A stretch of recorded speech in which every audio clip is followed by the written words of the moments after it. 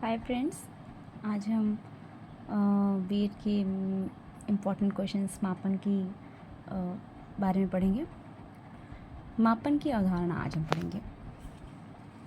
मापन एक निरपेक्ष शब्द है जिसकी व्याख्या करना कठिन है, परंतु इसका अर्थ इस बात से लगाया जाता है कि यह डाटा को अंकों के रूप में वर्णन करता है। ठीक है। मापन किसी भी वस्तु का शुद्ध तथा वस्तुनिष्ठ रूप से वर्णन करता है।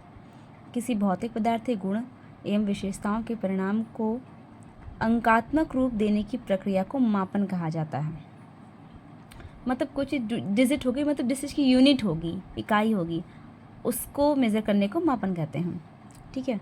स्टीवेंसन के अनुसार मापन किन्हीं निश्चित स्वीकृति नियमों के अनुसार वस्तुओं को अंक प्रदान करने की प्रक्रिया है। ठीक।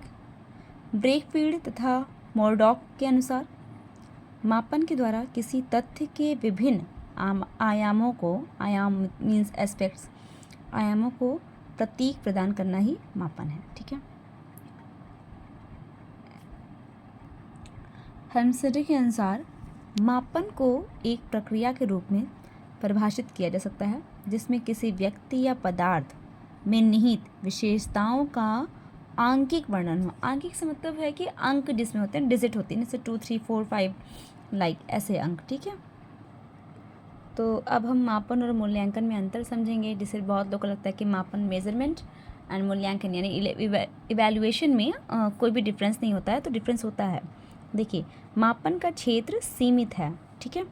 मापन व्यवहार के कुछ ही आयामों को प्रतीक प्रदान करता है, जबकि मूल्यांकन का क्षेत्र व्यापक है।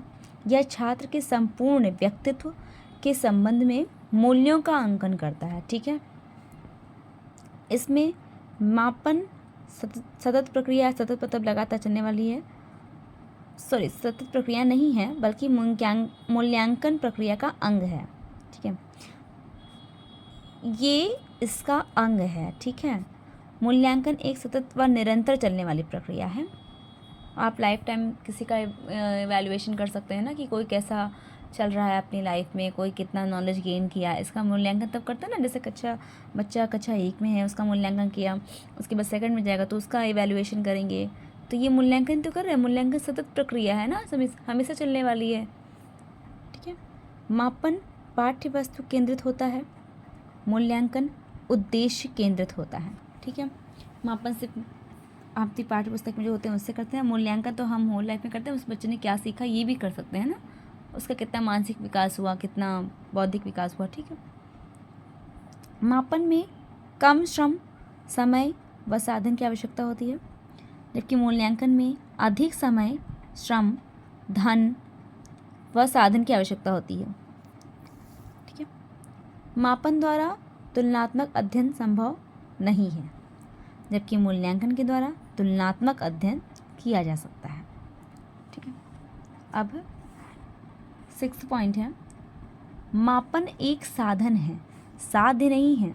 समझ रहे ना, मापन एक साधन है, साध्य तक पहुंचने का एक साधन है, ना कि साध्य है। अंतिम लक्ष्य नहीं है। साधन मीन्स क्या, साध्य मीन्स क्या होता है? अंतिम लक्ष्य हमारा यही होना चाहिए, जो हमारा अंतिम लक्ष्य होता है उसे साध्य कहते हैं। वहाँ तक पहुँचने के लिए हम जिन वेज से गुजरते, जिन चीज़ों का प्रयोग करते हैं, उन्हें साधन कहते हैं। इसलिए मापन एक साधन है, साध्य नहीं है, जबकि मूल्यांकन अपने आप में एक साध्य है। ठीक है ना। हमें इवैल्यूएशन हम कब करते हैं? इवैल्यूएशन हम जानते हैं ना, कि इस बच्चे का जो हमने साल भर का टारगेट बनाया था कि इसे इतना सीख लेना चाहिए, वो सीख गया कि नहीं सीख गया, यही तो इवैल्यूएट कर रहे हैं हम। तो ये साथ देना, ये हमने पा लिया कि नहीं पा लिया, ये इवैल्यूएशन कर रहे हैं हम। ठीक है ना।